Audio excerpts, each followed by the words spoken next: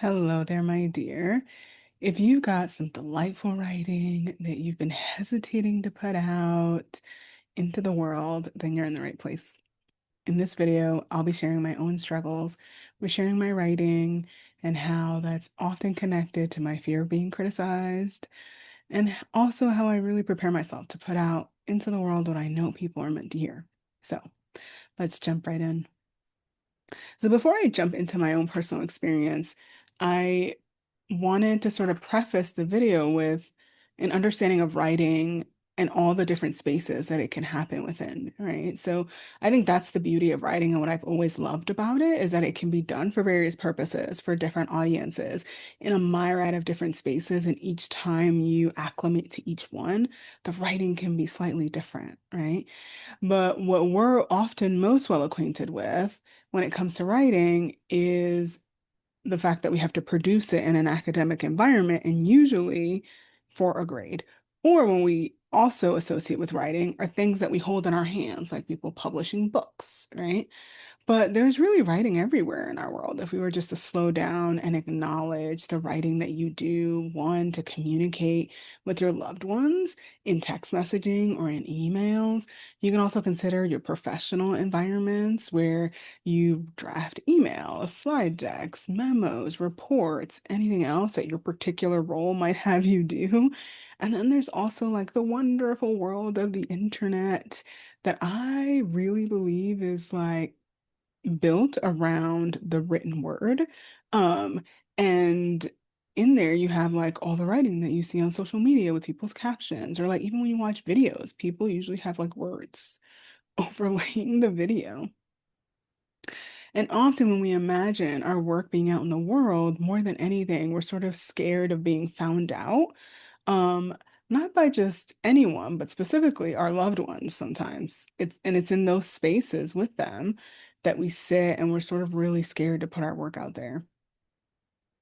I would argue, though, that the space that almost always holds itself sort of over our heads as we consider sharing our work out in the world is like the school and the academic environment, right? Because that's the space you spent the most of your life in. And so it's a space often when I work with clients that they share stories, and they're not always wonderful stories. And often if their writing did get better and they did perform really well, that still doesn't hold as much weight as like the one or two or three times that their writing was given some sort of feedback in that environment that showed them that their writing wasn't that good, right?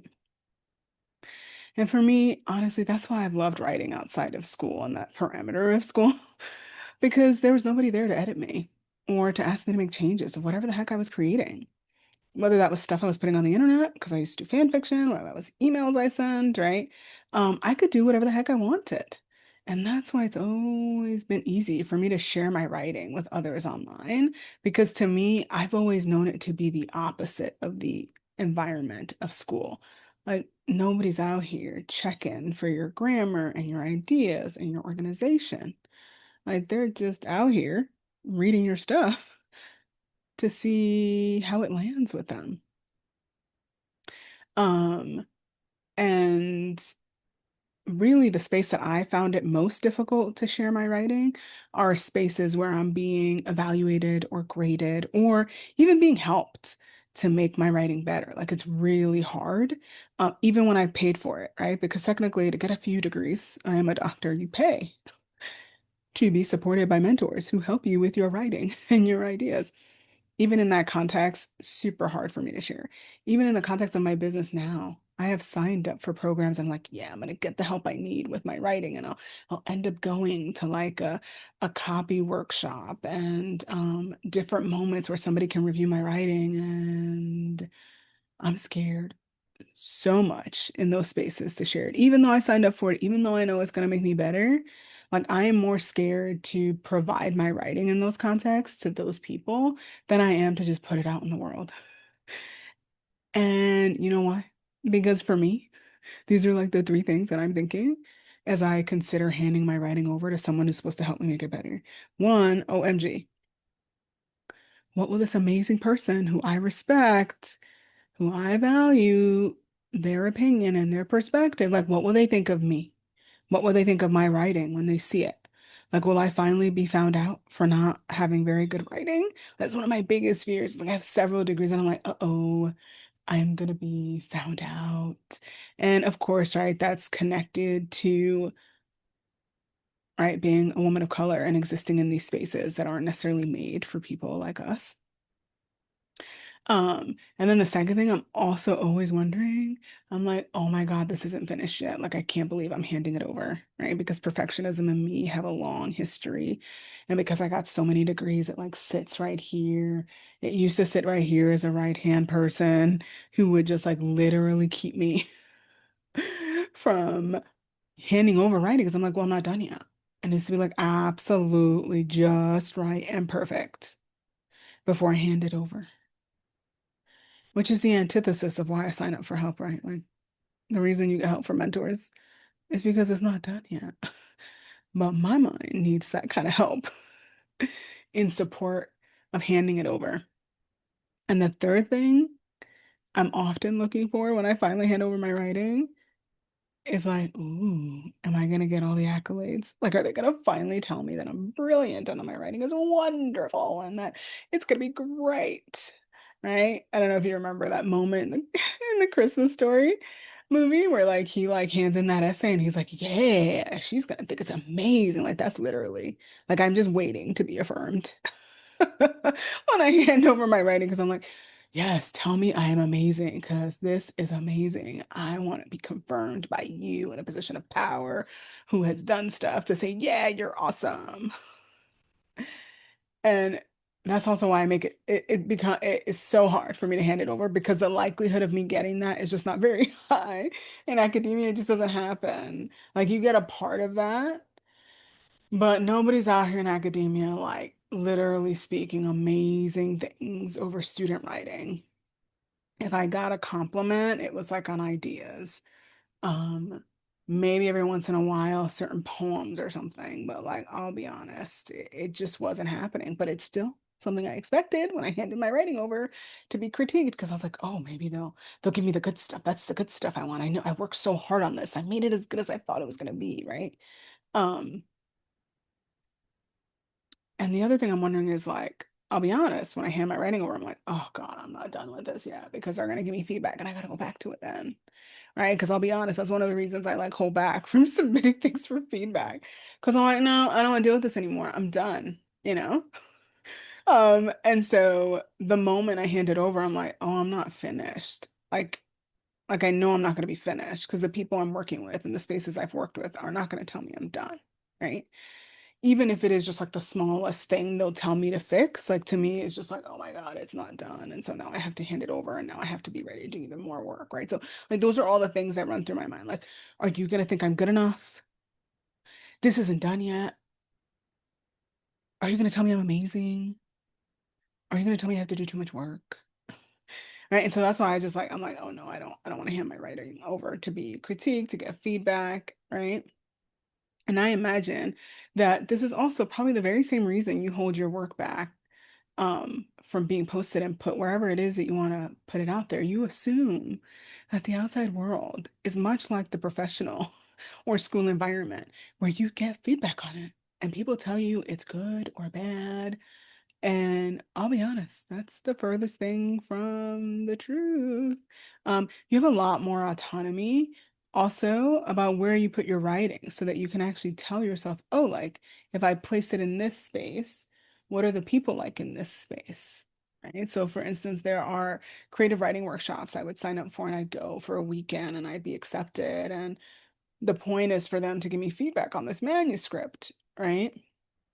In those spaces, to me, they often felt a lot like school spaces. They're not very loving.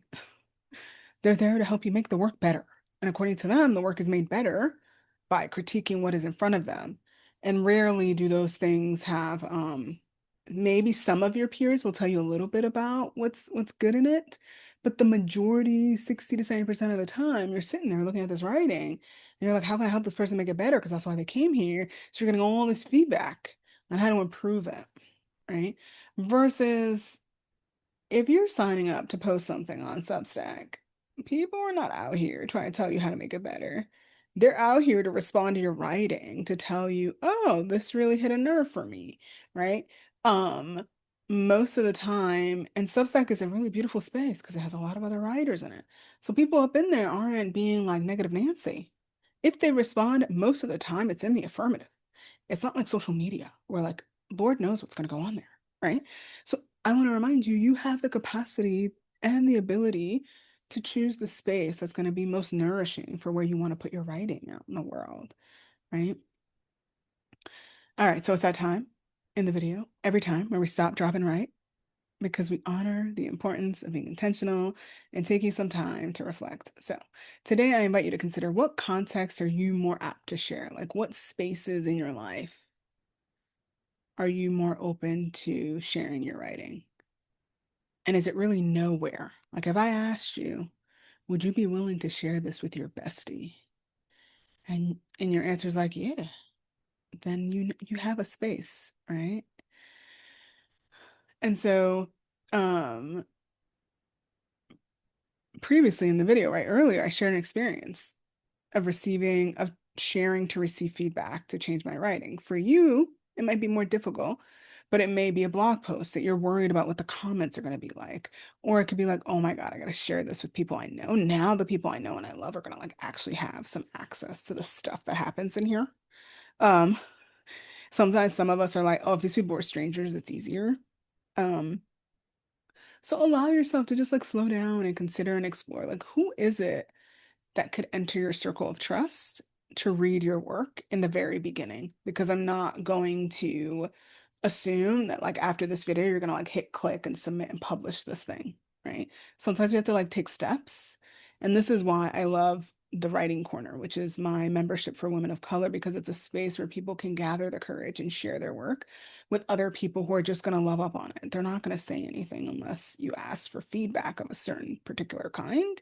Most of the time, people are like, this is amazing. This made me think of this. This was awesome. I like this. Nice job, right? Like sometimes you need a circle of trust of certain individuals who you know are going to love you no matter what, to be like, man, I think you're awesome. Thanks for sharing this with me, right? Because that's where we begin. And so that's where I'm asking you to stop and reflect, is like, there is space in your life. And if you don't, then I invite you to join me in the Writing Corner. I am Dr. Raquel. I'm a writing coach, I'm a spiritual guide, I'm the founder of the Writing Corner, a membership in which I help visionary women of color move from writing what's expected of them to courageously sharing their personal stories to reflect their lived experience so they can make more money with their writing. If this video has been helpful thus far, we're only midway through BT Dubs. Make sure to hit subscribe so that you can keep getting updates on future videos. All right, let's get back into it. So I gave you some of my own experiences of like handing my writing over and how hard it is to be critiqued for it. I want to end this video thinking a little bit about, what do I do to better prepare for sharing my writing with others? Either those who are gonna in a position to give me feedback on it, or just getting it out in the world, right? So these are, I think, about 5 different things that I do. And I invite you to feel into whichever feel right and true for you, right? One, sometimes I let myself share unexpectedly, like more than anything, if the moment arises and I have the opportunity, before I can think too quickly, I just let it happen. So, for example, recently I got coached by a mentor of mine, and I did not go into that session thinking, oh, I want to get feedback on this. I was thinking about it, I was like, nah, dude, I'm done. Like, I don't want to do it. I don't want to keep fixing this. And then I was like, oh, what if she thinks this still isn't good enough? And I'm like, I just need to test this, and I think it was like one of my freebies. But in the moment, I think I had asked some other question, and she was just like, well, show me what you got. And I was like, oh, God. And I was like, okay, it was meant to be. So I pull it up and I give her the link, and that's it. And guess what? I got the most amazing feedback. Like, it was like she was excited about it. And I was finally right on track. And I was like, oh, okay. So this is a reminder to you too. Sometimes we make up a certain level of things that are going to happen because our minds are strong. They're trying to protect us from harm, from being abandoned, from being judged, right? And sometimes when it comes up in the moment like that, where someone's willing to see it and you didn't expect or prepare yourself, be open enough to let it happen because it's probably exactly what you need, right? Because you don't think you need it. And at that moment, that's what I needed. I needed to hear from her that, like, oh, okay, like all this work I did for like a week was like, not a week, it was a couple of weeks of like this entire reframing of this free resource I was creating was like, I was like, okay, I think I finally got it. But sometimes I've created many free resources. Um, Sometimes you just don't know. And so hearing that from her made me realize like, oh, okay. And then when I went back in to revise it, like most of the feedback she gave me was just really like visual, structural, and like changing a call to action here or there. And it was exactly what I needed to like go in there and revise that page in like an hour and feel good about it and move on rather than letting my perfectionism come in to run rampant. And so I'm going to invite you to remember if it's unexpected, what if you just leaned into trust that it was a moment there for your highest good, no matter what happens, whether the response is positive or negative or neutral? Like, what if it arose because it's what was most needed? Another thing I do much more intentionally. I prepared myself to be in a place of receiving. Um, so that I can show up and actually accept what's being said, right? Because what I've noticed a lot too, because I've taught writing for over a decade, I've been helping people in my business with their writing for a couple of years. And what I notice is that me and them, like this has happened to me too. This is why I prepare myself differently now. I get offended. I get on the defensive, right? I'll have someone be like, no, but I did it because of this. And like I'll have an entire conversation with someone who's just defending their writing the moment they hear my feedback. And it's really frustrating to be a mentor or guide and feel like you're just in a tussle with someone rather than a conversation. And so I'm like, why don't I just be better? That's literally what I tell myself sometimes. I'm like, okay, how can I be better in receiving what's being gifted to me right now? What if everything I receive from others is a gift to making whatever I write even better? Not because what they're going to tell me is going to make it amazing, but what they're going to tell me is going to give me enough reflected back to me to show me what the piece is really about and where it's going to stand, right? And so these are the other things I try to remember and take into account as I put myself in a position of receiving feedback from other people on my writing. I remember what that person's point of view is, and I consider that in the greater context of their feedback. So these are the questions I ask myself. What experience do they have that's informing this? Do I respect that and believe it's supportive for my particular purpose and aim? I'm a pause there because that was like, burp, burp, burp. A good example is, I got feedback from a mentor once on some job materials for a school, and they gave me a suggestion for an exercise to do with the class for a teaching demo. And I was like, that's not going to work. How did I know it was not going to work? Because I work with a different student population than that mentor does. And then I was like, ah, but what I did get was like, oh, my mentor's wanting me to make sure I do this, which is engage the class and connect with them and have them be able to refer something to something from their own understanding. The example he gave me didn't work, um, mainly because I was dealing with a commuter school and he was dealing with a school where students live there. So the example didn't work, but the feedback was fair. And I was like, oh, okay, so what do I do with that? How do I make that my own, considering I know the context, right?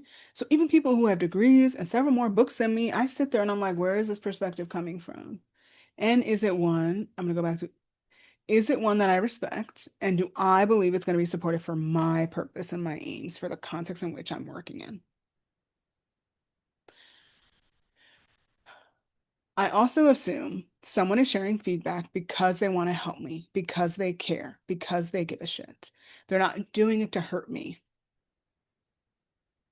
Because I choose people who approach my writing that way.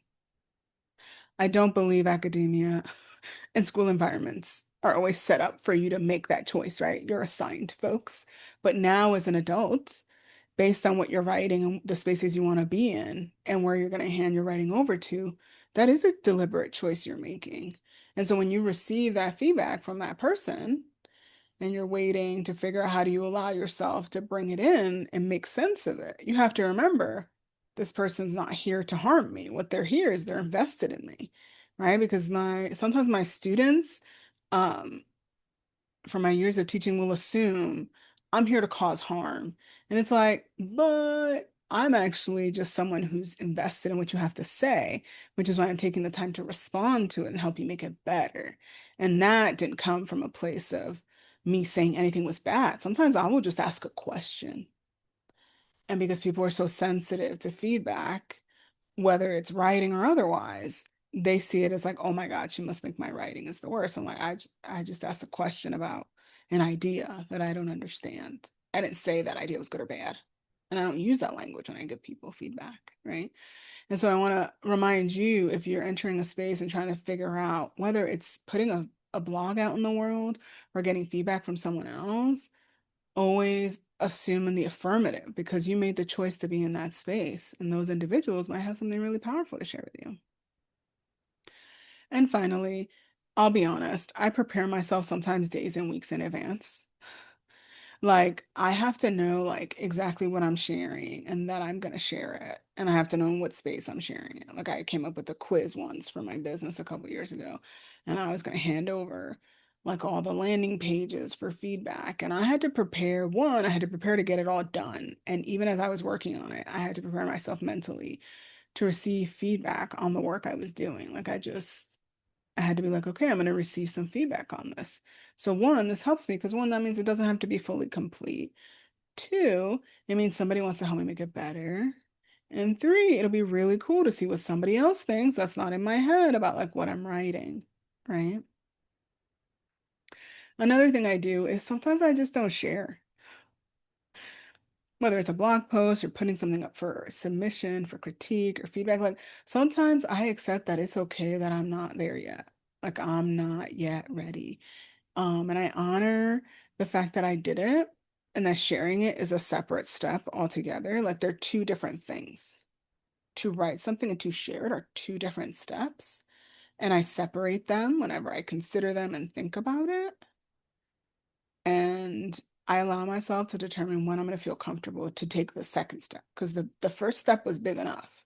The fact that I wrote it and I got it on the page and it's there and it's something that I'm excited to share, even though I'm nervous to share it, means I showed up and I did the damn thing, right? And that's sometimes where I sit for a little while because you don't always have to share. And so you don't always have to know the sharing has to happen immediately. And then I also remember everything on the internet is edible. Not edible as in like something you eat, but editable. So that means that like if you don't get something right or the grammar of something's messed up. I mean, I posted so many things on Substack. I'm like, well, that sentence doesn't make sense. Whoa, I changed pronouns in the middle of a sentence. Whoa, and I'm like, okay, if that bothers you that much, just call edit it. Sure, it's someone's inbox already, and they might have already seen it, but like if it makes me feel that bad, it's called edit it. It's not a printed book. And even then, my dear, my dissertation has a whole section that I repeated because it was like over 250 pages and it was difficult to catch every single thing, right? And I just allow it to be because sometimes there's always a snafu. It's not the worst thing in the world. And then finally, I try to get really honest with myself about what's keeping me from writing and sharing what I write so that I can be with that fear for a particular moment in time rather than just continuing to run on the fear. So I get sort of close to the fear and then I ask it what it requires from me, right? And so these are some of the questions I ask myself. Like, is this fear just revealing that I'm not ready to share about this? Is this fear revealing my next step, becoming the guide and leader I'm meant to be? Right? Because sometimes we think the fear is in sharing our writing, but sometimes the fear is in who do we become and how do we walk in the world when we finally put out what we're here to put out? And that's like, ooh, good stuff. Also scary as shit, right? And is this fear something I gotta see through and be with a little while because it's really tender? and who could help me and support me as I sit with it a while and determine what I want to do with it, how I want to move through it, how I might want to just acknowledge it, right? Because you don't have to be alone. In the next video, I'm going to share a lot more about these fears and how you can move through them and share your amazing work in the world. And so I'll see you there.